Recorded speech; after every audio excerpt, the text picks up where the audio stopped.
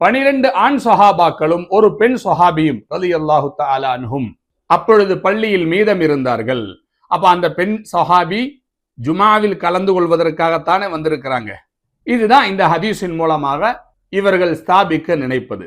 இது முன் சொன்ன ஆதாரங்கள் நடந்த நிகழ்வுகளை விட மிக முற்காலத்தில் நடந்த ஒரு சம்பவம்.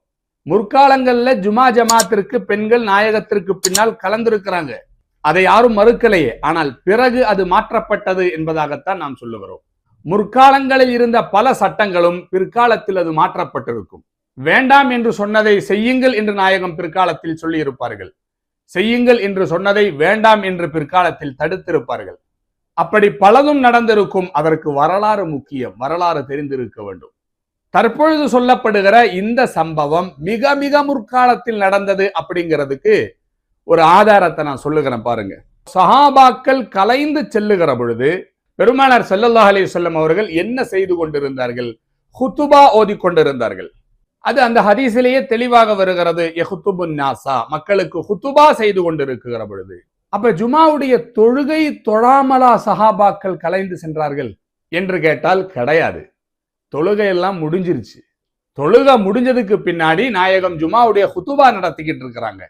அட இதென்னப்பா ஆச்சரியமா இருக்கு, ஜுமாவுக்கு முதல்ல ஹுதுபா தானே, அதுக்கு பின்னாடி தானே தொழுக, நீங்க என்ன இப்படி சொல்றீங்களேன்னு கேட்டா அதுக்குத்தான் நான் சொன்னேன், இது மிக மிக முற்காலத்தில் நடந்தது. இஸ்லாத்தினுடைய ஆரம்ப காலகட்டத்தில் பெருநாள் தொழுகைகளை போன்று ஜுமாவுடைய தொழுகையும் ஹுதுபாவுக்கு முன்னதாகவே நடைபெற்று கொண்டிருந்தது. இந்த சம்பவத்துக்கு பின்னாடி தான் முதல்ல ஹுதுபா ஓதட்டும், அதுக்கு பின்னாடி தொழு வைத்துக் கொள்ளலாம் என்கிற சட்டம் மாற்றப்பட்டது.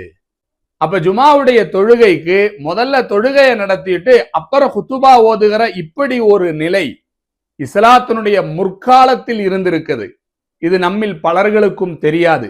அந்த அளவுக்கு பழமையான காலகட்டத்தில், அவ்வளவு முற்காலகட்டத்தில் நடந்த ஒரு சம்பவம் தான் இது. என்னங்க ஜி, ஆதாரம் கொண்டு வரும்போது இதெல்லாம் கவனிக்க மாட்டீங்களா? இப்படி எல்லாம் பண்றீங்களே.